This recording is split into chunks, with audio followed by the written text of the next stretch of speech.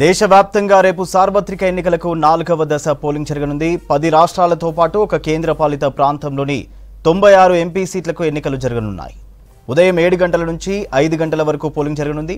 ఇక తెలంగాణలోని 17 ఎంపీ స్థానాలతో పాటు ఏపీలో అసెంబ్లీ, లోక్సభ ఎన్నికలు జరుగుతాయి.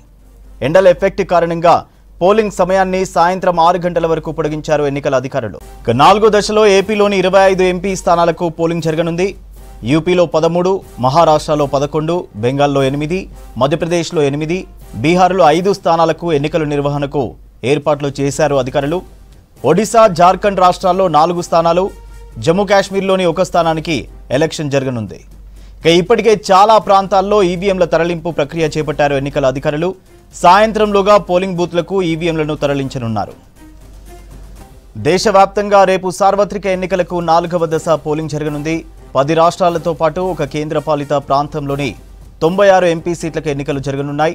ఉదయం 7 గంటల నుంచి సాయంత్రం 5 గంటల వరకు పోలింగ్ జరగనుంది. ఇక తెలంగాణలోని 17 ఎంపీ స్థానాలతో పాటు ఏపీలో అసెంబ్లీ, లోక్సభ ఎన్నికలు జరుగుతాయి. ఎండల ఎఫెక్ట్ కారణంగా పోలింగ్ సమయాన్ని సాయంత్రం 6 గంటల వరకు పొడిగించారు ఎన్నికల అధికారులు. ఇక 4వ దశలో ఏపీలోని 25 ఎంపీ స్థానాలకు పోలింగ్ జరగనుంది. యూపీలో 13, మహారాష్ట్రలో 11, బెంగాల్లో 8, మధ్యప్రదేశ్లో 8, బీహార్లో 5 స్థానాలకు ఎన్నికల నిర్వహణకు ఏర్పాట్లు చేశారు అధికారులు. ఒడిశా, జార్ఖండ్ రాష్ట్రాల్లో 4 స్థానాలు, జమ్మూ కాశ్మీర్లోని 1 స్థానానికి ఎలక్షన్ జరగనుంది. ఇక ఇప్పటికే చాలా ప్రాంతాల్లో ఈవీఎంల తరలింపు ప్రక్రియ చేపట్టారు ఎన్నికల అధికారులు. సాయంత్రంలోగా పోలింగ్ బూత్లకు ఈవీఎంలను తరలించనున్నారు.